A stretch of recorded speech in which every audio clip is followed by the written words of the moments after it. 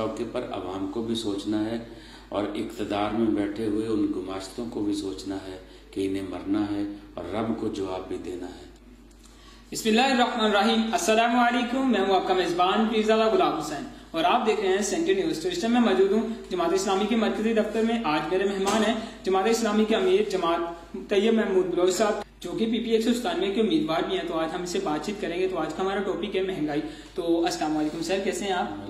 سر، آج کا ہمارا جو سب سے پہلا کوشچن ہے، بڑھتی مہنگائی کی وجہ سے اس مہنگائی کے دور میں غریب عوام کیسے اپنا گزارا کر پائے گی؟ بسم اللہ الرحمن الرحیم۔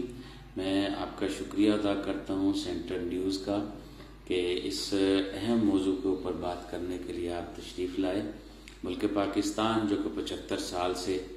ایک عجیب و غریب قسم کی ماحول کے اندر موجود ہے، اور کوئی ایسی حکومت آج کے دن تک نہیں آئی ہے جس نے پاکستان کی عوام کو ریلیف دینے کے لیے سوچا ہو یا کوئی ایسا پلان کیا ہو۔ جو بھی آتا ہے وہ پہلے سے زیادہ مہنگائی کرتا ہے، اور یہ سادہ لو عوام پھر انہی کی ڈگڈگی بجانا شروع کر دیتے ہیں۔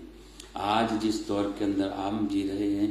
اور جس طرح سے صبح سے لے کے شام تک آٹے کے لیے لائنیں اور مہنگائی کے حوالے سے اور بے روزگاری کے حوالے سے لوگوں کا جینا دوبر ہو چکا ہے اور زندگی کے حالات بڑے مخدوش ہو چکے ہیں۔ اس صورتحال کے اندر کہ جب صبح سے لے کے شام تک میری اس قوم کی مائیں اور بیٹیاں پولیس کی لاٹھیاں بھی کھاتی ہیں اور شام کو بغیر آٹے کے جاتی ہیں، اس موقع پر عوام کو بھی سوچنا ہے اور اقتدار میں بیٹھے ہوئے ان گماشتوں کو بھی سوچنا ہے کہ انہیں مرنا ہے اور رب کو جواب بھی دینا ہے۔ کس طرح سے لوگ اپنی زندگی کو گزاریں، 1000 روپے دیہاڑی لینے والا یا 1500 دیہاڑی لینے والا کس طرح سے اپنی زندگی کا سلسلہ چلا سکے گا۔ تو اس لیے میں چاہتا ہوں کہ قوم کو یہ جو وقت آیا چاہتا ہے 30 اپریل کا، اس کے حوالے سے شعور پکڑنا چاہیے اور اپنی غلطیوں کا جو 75 سال میں ہوئی ہیں ان کا اعتراف کرتے ہوئے صحیح فیصلہ کرنا چاہیے، تاکہ اس ملک کے اقتدار کے اندر پبلک سے پیار کرنے والے اور لوگوں کے مسائل کو حل کرنے والے اور جو سچے خدمتگار ہیں، جو سراج الحق کی قیادت میں موجود ہیں، وہ ان کے حالات کو ٹھیک کر سکیں۔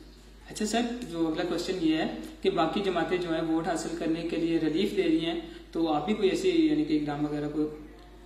اچھا، آپ کا سوال میرے لیے تو بڑا مضحکہ خیز ہے کہ اگر آپ ان کی یہ ڈرامے بازی کو اور اس کی یہ ان کو جو وہ شغل کے طور پر کر رہے ہیں، اس کو آپ ایک حقیقی قدم اور قوم کی خیرخواہی کا سمجھتے ہیں، تو مجھے آپ کے یہ سوال کے اوپر بھی بڑا عجیب مضحکہ خیز لگا ہے، کیونکہ جماعت اسلامی کا کردار خدمت کے حوالے سے تو ازل من الشمس ہے۔ جماعت اسلامی کورونا ہو، جماعت اسلامی کے لیے سیلاب ہو، جماعت اسلامی کے لیے زلزلہ ہو، جماعت اسلامی کے لیے کوئی آفت اس ملک کے اندر آئے، جماعت اسلامی کے لیے بیماریاں ہوں، جماعت اسلامی کے لیے تعلیم کا نیٹ ورک ہو، جماعت اسلامی کے لیے صاف پانی کے پروجیکٹ ہوں، جماعت اسلامی تو بے وگان کو بھی ان کی کفالت کر رہی ہے اور یتیموں کو بھی کفالت کر رہی ہے۔ الیکشن تو آج آیا ہے، ہم تو 24 گھنٹے 12 ماہ اس کام کے اندر لگے ہوئے ہیں، اور آپ کو پتہ ہے کہ کس انداز سے جماعت اسلامی کا نیٹ ورک اپنے رضاکاروں کو لے کے الخدمت کی صورت میں فیلڈ کے اندر نکلتا ہے اور کروڑوں اربوں روپے کا ریلیف کے پروجیکٹ کر رہے ہیں ہم۔ اور اسی ریسنٹلی یہ سیلاب کے اندر 200 کروڑ کا چیریٹی کا کام سراج الحق کی قیادت میں ہوا ہے۔ تو یہ جو کرتے ہیں یہ تو اپنی جیبوں سے تو نہیں کرتے، اپنی جیبوں کو تو ہم تو چاہتے ہیں کہ انہوں نے یہ جو 14,000 ارب روپے باہر رکھے ہوئے ہیں جو لوٹ کے یہاں سے لے کے گئے ہیں، وہ پی ڈی ایم ہو یا پی ٹی آئی ہو یا کوئی بھی اور ہو جو اقتدار میں رہے ہیں، ہم تو وہ بھی ان سے واپس نکلوائیں گے۔ یہ تو ڈرامے بازی ہمارے پیسوں سے کر رہے ہیں، ہمارے اوپر قرضے لاد کے ہمیں سبسیڈائز کرنا چاہتے ہیں۔ جماعت اسلامی تو الحمدللہ للہ فی اللہ اس قوم کی خدمت کرنے کے لیے اور حقیقی خدمتگار کے طور پر موجود ہے، اس لیے ان کی یہ ساری کارروائیاں اب ان کے کام نہیں آئیں گی۔ قوم شعور پکڑ چکی ہے، ان چوروں کی چوریوں سے آگاہ ہو چکی ہے، اب انشاءاللہ خدمتگار کی عادت آئے گی اور سراج الحق کا ترازو جیتے گا۔ اچھا سر، جو سائیوال ہے اس کو نون لیگ کا جو گڑھ سمجھا جاتا ہے، کیا جو جماعت اسلامی ہے ادھر سے سیٹ نکالنے میں کامیاب ہو جائے گی؟ پیرزادہ صاحب، آپ بالکل بچوں والی بات کرتے ہیں۔ یہ قوم اب شعور پکڑ چکی ہے، یہ شعور ان قوم ان چوروں کی چوریوں سے آگاہ ہو چکی ہے۔ میں اپنی بات میں آج پھر کرتا ہوں، دوہرا رہا ہوں کہ پاکستان بالعموم اور ساہیوال بالخصوص اس کے اندر جتنی قیادتیں رہی ہیں تمام مصنوعی قیادتیں نہیں ہیں، اور انہوں نے اپنے بچوں کو تو سنبھالا ہے، اپنے بچوں کے لیے تو چوریاں کی ہیں، اپنے بچوں کے لیے تو پلاننگز کی ہیں، لیکن قوم کے بچوں کے لیے انہوں نے کون سے پروجیکٹ دیے ہیں سہیوال کو؟ آج تو صورتحال یہاں تک پہنچ چکی ہے کہ میں کہتا ہوں کہ کوئی ایسی بات جو انہوں نے اسمبلی کے اندر پبلک کے بینیفٹ کے لیے کی ہو، ٹیکسوں کو کم کرنے کے لیے کی ہو، مہنگائی کو کم کرنے کے لیے کی ہو، اور اسلام کے ریلیجس کے لائک مائنڈڈ کوئی انہوں نے قانون سازی کی ہو آپ کے سہیوال کے نمائندوں نے، تو میں ان کی بات سننے کو تیار ہوں، لیکن اس طرح کا نہ انہوں نے کبھی کیا ہے، نہ یہ کر سکتے ہیں، نہ یہ کریں گے۔ نہیں سر،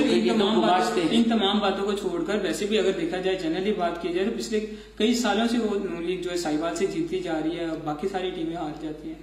نہیں، میں وہی تو بات آپ کو سمجھا رہا ہوں کہ قوم اب سمجھ چکی ہے ان لٹیروں کو۔ آپ نے دیکھا کراچی کے اندر کس طرح سے جماعت اسلامی نے سویپ کیا ہے، اور جماعت اسلامی کا راستہ روکنے کے لیے ان بدماشوں نے کیا کیا وہاں ہتھ کنڈے استعمال کیے ہیں، لیکن جماعت اسلامی کا شیر ببر میدان کے اندر موجود ہے۔ گوادر کے اندر جماعت اسلامی حق دو تحریک کے نام سے کس